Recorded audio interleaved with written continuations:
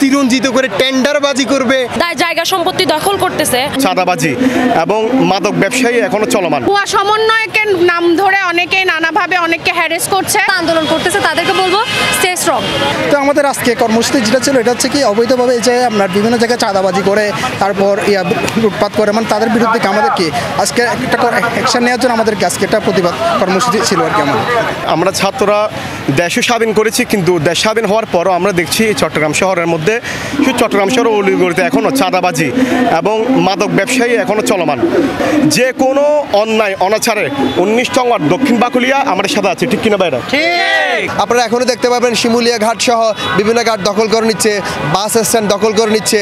এখনও পাসপোর্ট অফিসে গেলে আগের মতোই দুর্নীতি দেখা যায়। যতদিন না সিন্ডিকেট, চাঁদাবাজ এবং ঘুষ দুর্নীতি মুক্ত বাংলাদেশ হচ্ছে, আমরা ছাত্র জনতার সাথে থাকবো। আইন অঙ্গন থেকে যেভাবে আগে থেকে সাপোর্ট দিয়েছে এখনও দিব। কেউ পথ ধরে ওইটা নিয়ে অতিরঞ্জিত করে টেন্ডারবাজি করবে, আবার বৈষম্যের আমাদেরকে শোষণ করবে, এটা বাংলাদেশ আর মেনে নেওয়া হবে না।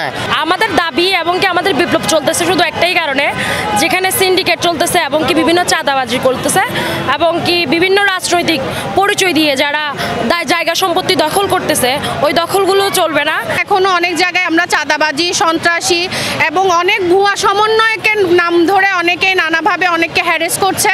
আমরা এগুলোর বিরুদ্ধে আবার মাঠে নেমেছি, যাতে এসব আমাদের দেশে আর হতে দেওয়া যাবে না। পুরনো সেই অপরাধগুলো আমরা দ্বিতীয়বার দেখতে চাই না। আমরা ছিনতাই, চাঁদাবাজি এগুলো হচ্ছে প্রতিহত করতে চাই, আর যারা এগুলো করতেছে তারা যাতে সতর্ক হয়ে যান, কারণ এর আগেও আমরা সফল হওয়া ছাড়া রাজপথ ছাড়ি নাই, এখনও আমরা সফল হওয়া ছাড়া রাজপথ ছাড়বো না। আর যারা আমাদের সাথে আন্দোলন করতেছে তাদেরকে বলবো স্টে স্ট্রং।